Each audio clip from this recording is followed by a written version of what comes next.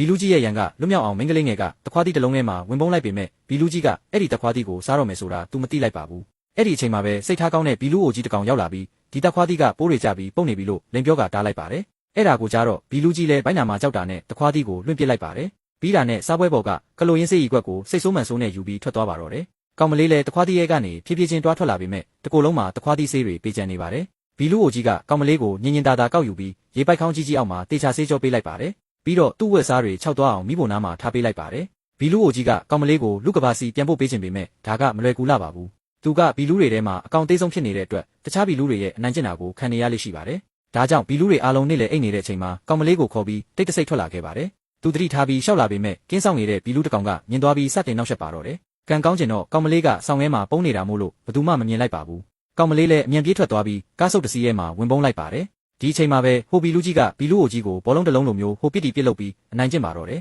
နောက်တော့အကောင်ကြီးရဲ့ဘီလူတစ်ကောင်ကသူ့ကိုကုန်းမြင့်ပေါ်ကကုန်တင်ကားတစ်စီးပေါ်အတင်းတင်လိုက်ပါတယ်နောက်ထပ်ဘီလူတစ်ကောင်ကလည်းကားဆုပ်နှစ်စီးပေါ်မှာရက်နေပါတယ်ဘီလူအိုကြီးဘာဖြစ်မှမသိခင်မှာပဲဟိုဘီလူကကားကိုတွန်းချလိုက်တာမို့ကုန်းစင်တိုင်းလိမ့်ဆင်းသွားပါတယ်အဲ့ဒါကိုမြင်တော့ဟိုဘက်ကဘီလူကလည်းဘီလူအိုကြီးတေသွားအောင်ဆိုပြီးခုံချကဝင်တိုက်ဖို့ကြိုးစားပါတယ်ဒါပေမဲ့သူ့ညာဘက်ကကားထဲမှာကောင်မလေးပုံနေတယ်ဆိုတာကိုသူမသိလိုက်ပါဘူးအဲ့ဒီလိုဝင်တိုက်ခါနီးလေးမှာပဲကောင်မလေးကကားစတီယာရင်ကိုလှည့်လိုက်တဲ့အခါမှာတော့ရေစရာကောင်းတဲ့အဖြစ်အပျက်ဖြစ်သွားပါတော့တယ်